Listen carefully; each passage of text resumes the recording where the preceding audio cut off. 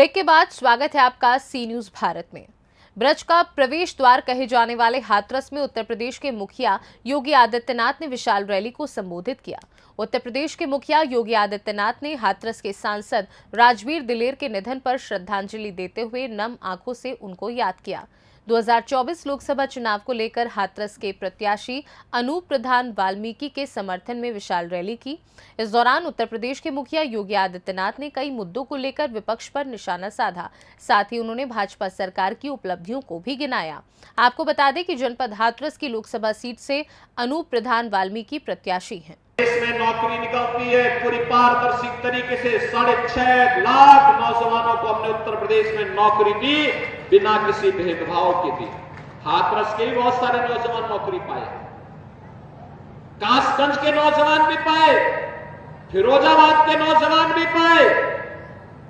आज आप देख रहे होंगे योजनाओं को, जितनी भी योजनाएं दी गई, 80 करोड़ लोगों को राशन मिल रहा। क्या किसी का चेहरा देखा गया क्या? अरे गरीब है, जरूरतमंद है, राशन मिलना चाहिए। भारत का नागरिक है, उसको मिलना चाहिए। 12 करोड़ किसानों को किसान सम्मान निधि मिल रहा है। क्या किसी का चेहरा देख करके दिया जा रहा है क्या? 60 करोड़ लोगों को आयुष्मान भारत की सुविधा है। क्या किसी का चेहरा देखा जा रहा है क्या? 50 करोड़ लोगों के जनधन अकाउंट खोले गए। क्या किसी की जाति, मत और मजहब पूछ करके दिया जा रहा है क्या? 4 करोड़ लोगों को आवास दिए गए। किसी की जाति, मत और मजहब पूछ करके नहीं, गरीबी को देख करके, दलित है, वंचित है, अति पिछड़ा है, उसको ये लाभ दिया गया है, चाहे वह किसी जाति, मत और मजहब का क्यों ना हो। बहनों भाइयों, इसीलिए मोदी जी ने 2014 में नारा दिया था, सबका साथ और सबके विकास का। लेकिन आज मैं आया हूं आपसे कहने के लिए, एक तरफ भारतीय जनता पार्टी और एनडीए है सबका साथ और सबके विकास के नारे के साथ, और दूसरी तरफ कांग्रेस सपा का इंडी गठबंधन है।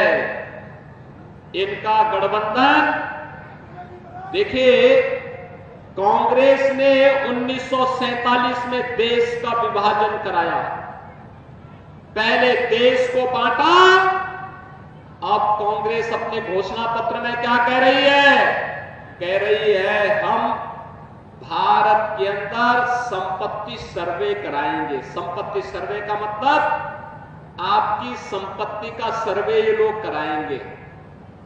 फिर आपकी संपत्ति का सर्वे करा करके आपके बाप दादों की जो कमाई है ना, इस कमाई को वे लोग एक विरासत टैक्स इस पे लगाने की बात कर रहे हैं। आपने सेन पित्रोदा का बयान पढ़ा होगा।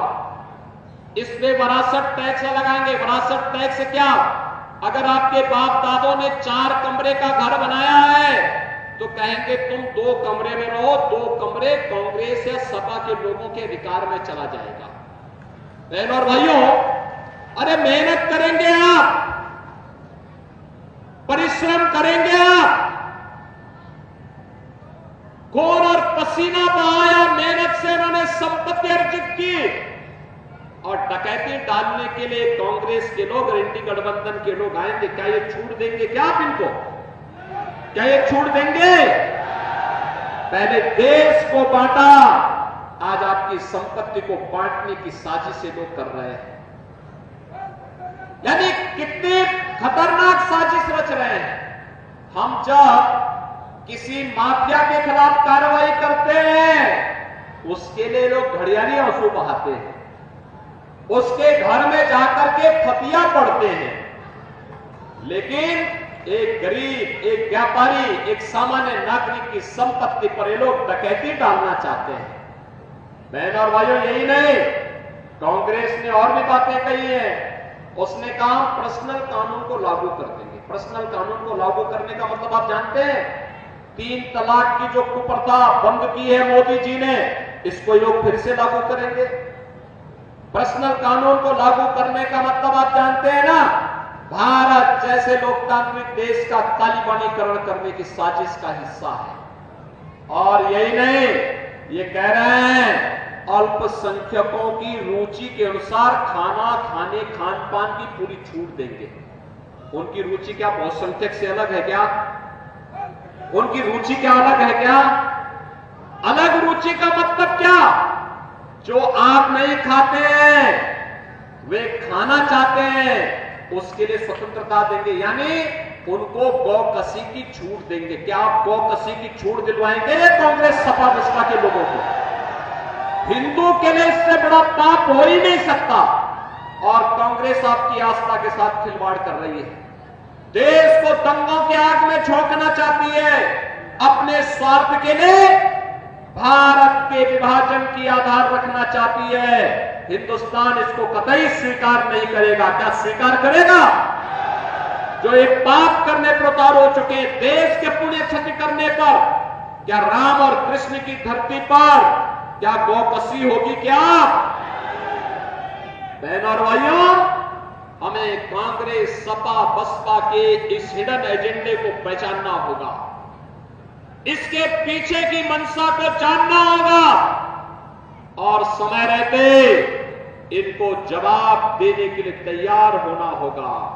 ये लोग देश की संप्रभुता के साथ, देश की अखंडता के साथ खिलवाड़ कर रहे हैं। आपकी आस्था के साथ इन्होंने पहले ही खिलवाड़ किया था। आपने देखा होगा जब कांग्रेस की सरकार थी उस समय भी इन्होंने प्रयास किया था अनुसूचित जाति, जनजाति, पिछड़ी जाति के लोगों पर हकों पर डकैती डालने के लिए। पहले इन्होंने जस्टिस रंगनाथ मिश्रा कमेटी गठित की। उस कमेटी ने क्या संस्तुति की थी? उसने कहा था कि पिछड़ी जाति के लोगों के हकों में से 6% आरक्षण काट करके ये मुसलमानों को दे दिया जाए। वो तो भारतीय जनता पार्टी ने आंदोलन किया था। उन्होंने कहा था ये बाबा साहब भीमराव अंबेडकर का अपमान होगा। बाबा साहब भीमराव अंबेडकर के नेतृत्व में जब देश का संविधान का प्रारूप तैयार हो रहा था, उस समय बाबा साहब भीमराव अंबेडकर ने एक बात कही थी और उस समय के संविधान के निर्माताओं ने एक बात कही थी कि धर्म के आधार पर आरक्षण कभी नहीं हो सकता। लेकिन कांग्रेस ने हाथरस से सी न्यूज संवाददाता आनंद सिसोदिया की रिपोर्ट। फिलहाल इस खास रिपोर्ट में बस इतना ही। वक्त है एक छोटे से ब्रेक का। ब्रेक के उस पार खबरों का सिलसिला लगातार जारी है। आप देखते रहिए सी न्यूज भारत।